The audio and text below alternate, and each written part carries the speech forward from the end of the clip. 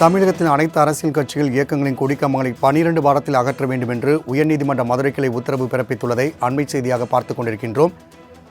இனியும் அனுமதி தரக்கூடாது என்று ஐகோர்ட் கிளை கருத்து தெரிவித்துள்ளது. தற்பொழுது நாம் இதனை அண்மை செய்தியாக பார்த்துக் கொண்டிருக்கின்றோம். கட்சி கொடி கம்பங்கள் நடுவதால் மோதல்கள் உருவாகி சட்டம் ஒழுங்கு பிரச்சனை ஏற்படுவதாக நீதிபதி தெரிவித்துள்ளார். எனவே பொது இடங்களில் உள்ள கட்சி கொடிகள் கம்பங்களை அகற்ற அவர் ஆணை பிறப்பித்துள்ளதை நாம் அண்மை செய்தியாக பார்த்துக் கொண்டிருக்கின்றோம். மேலும் கூடுதல் விவரங்கள் நம்ம செய்தியாளர் பாலகிருஷ்ணன் இணைகிறார். வணக்கம் பாலகிருஷ்ணன். மதுரை உயர்நீதிமன்ற கிளை இந்த உத்தரவுகள் குறித்தான கூடுதல் விவரங்களை பதிவு செய்யலாம். வணக்கம் ராம்குமார். அனைத்து அரசியல் கட்சிகள் இயக்கங்கள் கொடிக்கம்பங்களை 12 வாரத்தில் அகற்ற உயர்நீதிமன்ற மதுரை கிளை அதிரடி உத்தரவு பிறப்பித்துள்ளது.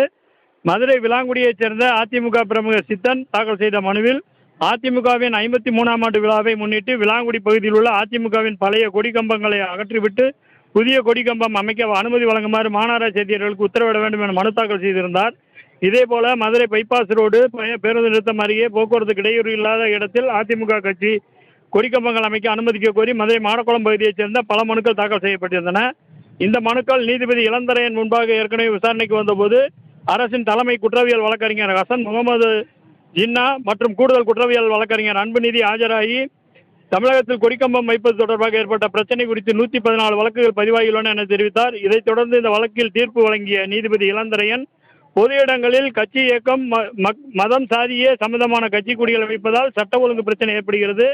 இது மட்டாமல் போக்குவரத்துக்கு இடையூறுகளும் விபத்தும் ஏற்படுகிறது. இதனால் பொதுமக்களுக்கு பல்வேறு இன்னல்கள் உருவாகிறது. மேலும் பல்வேறு அரசியல் கட்சியினர் தங்களுக்குள் போட்டி போட்டுக்கொண்டு அதிக உயரங்களிலும் கட்சி கொடிக்கம்பங்களை அமைத்து வருகின்றன. இது ஏற்கத்தக்கதல்ல. எனவே இதனை கருத்தில் கொண்டு கொடிக்கம்பங்கள் நடுவதில் நீதிமன்றம் கீழ்கண்ட உத்தரவுகளை பிறப்பிக்கிறது.